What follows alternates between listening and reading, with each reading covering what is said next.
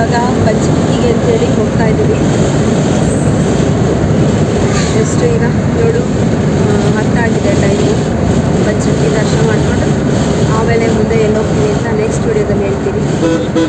ಈ ಪಂಚಮುಖಿಗೆ ನೀವು ನಮ್ಮ ಜೊತೆ ಹೋಗೋಣ. ಲೇಟ್ ಆಗ್ತದೆ.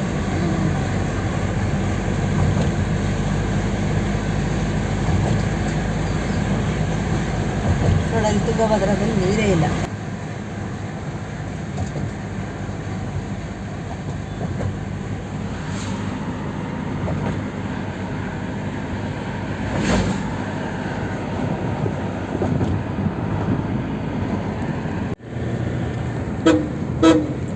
ಕಾಣದಾಳ ಪಂಚಮುಖಿ ದೇವಸ್ಥಾನಕ್ಕೆ ಬಂದ್ವಿ.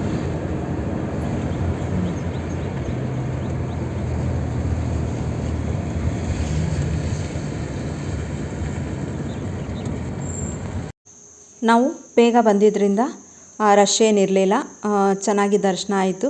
ನೋಡಿ ಕಡಿಮೆ ಜನ ಇದ್ದಾರೆ ಮತ್ತು ಯಾವುದೇ ಥರದ್ದು ಒಳಗಡೆ ಫೋಟೋ ತೆಗಿಯೋ ಹಾಗಿರಲಿಲ್ಲ. ಹಾಗಾಗಿ ನಿಮಗೆ ಯಾವುದೇ ಥರದ ಫೋಟೋನ ನಾನು ತೋರಿಸ್ತಾ ಇಲ್ಲ. ನೋಡಿ ಯಾರೂ ಜನ ಇರಲಿಲ್ಲ, ತುಂಬ ಚೆನ್ನಾಗಿ ದರ್ಶನ ಆಯಿತು. ಬೇಗ ದರ್ಶನ ಮಾಡಿಕೊಂಡು ಆಚೆ ಬಂದ್ವಿ. ಹಣ್ಣು ಕಾಯಿ ಪೂಜೆ ಮಾಡಿಸೋರು ಕೂಡ ಮಾಡಿಸ್ಬೋದು, ಮತ್ತು ವೀಳ್ಯದೆಲೆ ಹಾರ ಹಾಕೋರು ಕೂಡ ಹಾಕ್ಬೋದು. ಇದು ಆಂಜನೇಯ ಸ್ವಾಮಿ ಪಾದ ಅಂತ ಕೂಡ ಹೇಳ್ತಾರೆ. ಹಾಗಾಗಿ ಇಲ್ಲೂ ಕೂಡ ಈ ಆಂಜನೇಯ ಸ್ವಾಮಿಗೆ ಇಲ್ಲಿಗಾದ್ರೂ ವೀಳ್ಯದೆಲೆ ಹಾರ ಹಾಕ್ಬೋದು ಅಥವಾ ಒಳಗಡೆನಾದರೂ ಹಾಕ್ಬೋದು. ತಾಯಿ ಮಹಾಲಕ್ಷ್ಮಿ ಸ್ವರೂಪಿಣಿ, ಎರಕಲಾಂಬ ತಾಯಿ ಅಂತ ಹೇಳ್ತಾರೆ. ಮತ್ತು ಇಲ್ಲಿ ದೀಪನ ಹಚ್ಚಿಟ್ಟಿದ್ದಾರೆ, ಯಾವಾಗಲೂ ಹುರಿತಾ ಇರುತ್ತಂತೆ.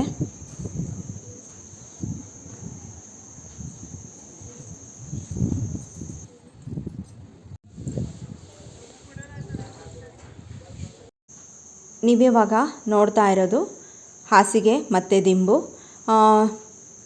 ರಾಘವೇಂದ್ರ ಸ್ವಾಮಿಯವರು ಮಂತ್ರಾಲಯಕ್ಕೂ ಹೋಗೋಕ್ಕೂ ಮುಂಚೆ ಇಲ್ಲೇ ಅವರು ತಪಸ್ಸನ್ನು ಆಚರಿಸಿದರು. ರಾಘವೇಂದ್ರ ಸ್ವಾಮಿಯವರಿಗೆ ಪಂಚಮುಖಿ ಆಂಜನೇಯ ಆಗಿ ದರ್ಶನ ಕೊಟ್ಟರು ಅಂತ ಕೂಡ ಹೇಳ್ತಾರೆ. ನೀವೀಗ ನೋಡ್ತಾ ಇರ್ತಕ್ಕಂಥದ್ದು ಪುಷ್ಪಕ ವಿಮಾನ.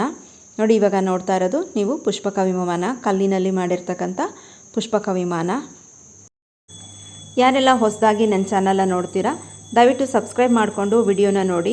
ಹಾಗೇ ವಿಡಿಯೋ ನೋಡಿದಾದ್ಮೇಲೆ ಲೈಕ್ ಕೊಟ್ಟು ಕಮೆಂಟ್ ಕೊಡೋದನ್ನು ಮರಿಬೇಡಿ ಅಂತ ಕೇಳ್ಕೊಳ್ತಾ ಥ್ಯಾಂಕ್ ಯು ಫಾರ್ ವಾಚಿಂಗ್. ಮತ್ತೆ ನಾನು ನೆಕ್ಸ್ಟ್ ವಿಡಿಯೋ ಒಂದಿಗೆ ನಿಮ್ಮ ಮುಂದೆ ಬರ್ತೀನಿ.